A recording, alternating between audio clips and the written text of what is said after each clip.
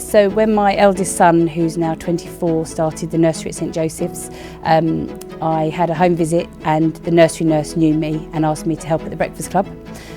So I went to a meeting and said I would. The lady that was going to run it then said that actually she couldn't, and so I did. So we set up the breakfast club in 2003, and I was pregnant with my third child, having morning sickness on the way to breakfast club. Did the breakfast club, and then parents started asking me to do after school club, which I didn't want to do because I was pregnant. And I had my daughter who was 9 days old, and I opened up the after school club, and then they wanted me to do the holiday club, and I quite liked having my 14 weeks a year free. And then I decided I'd open it in 2005. Then Wind Hill merged. It was the Firs and the Havers, so I went and approached them and said, you know, would they like to have a breakfast and after school club, which they did. So we did that. It was hard to do that one because it was in an affluent area and a deprivation area, so it took a long time to build that up. And then Northgate Schools parents started to ask me to open there, and I did, and then it transpired. And we now have 6 settings, 5 in Bishop Stortford and 1 in Stansted. Yes, so March 2020 I went back to the doctors because I didn't feel very well, and she sent me for a scan, and they said that my right adrenal was misshaped and that I had several gallstones, and I had adenomyosis of the womb. So I went for further checks and they decided that my adrenal gland had a tumour on it.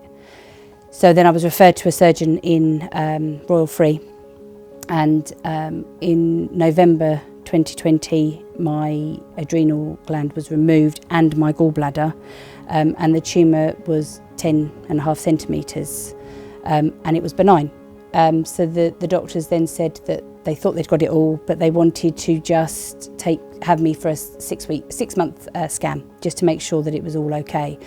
That scan didn't happen, and I didn't chase it because of COVID, and I felt okay. And then the summer of 2021, I just didn't feel right, and my stomach felt really bad, and I just went back to the doctors and said I haven't had my follow-up scan. So basically the scan was booked for the 5th of January, but towards Christmas I just became really, really unwell. And then on the 27th I blew up my hands, my face, my feet were so swollen, and I went to A&E, and that was just lots of going backwards and forwards, and basically the scan on the 4th or the 5th decided that I had 2 white spots on my liver, and that my other adrenal gland was really, really swollen. So I then had to go for a biopsy, went for the biopsy in January, and when I went there they said that I was a dead woman walking. My levels were so bad that they admitted me into hospital, where I stayed for 3.5 weeks in intensive care, and had the other adrenal gland removed, and that's when I got diagnosed with neuroendocrine cancer of the pancreas, and it had metastasised to my liver. There's several tumours on my liver. It was incurable, and that I had a possible chance of 50% living for 5 years. So the latest is I've reacted really badly to chemo, because I don't have adrenal glands and I'm steroid dependent. Every time I have the chemo, I'm just so unwell. I end up in hospital, and so the Royal Free decided they didn't want me to have any more chemo.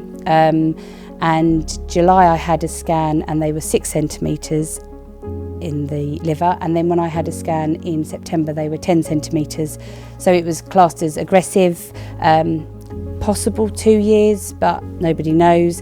And then I decided to refer to Cambridge. So I'm now under Cambridge at Adam Brooks, they have a really positive approach, whereas Royal Free were a bit doom and gloom, and I'm not doom and gloom. You know, I was kind of, you know, she said, oh, you cry when you come in here. Oh yeah.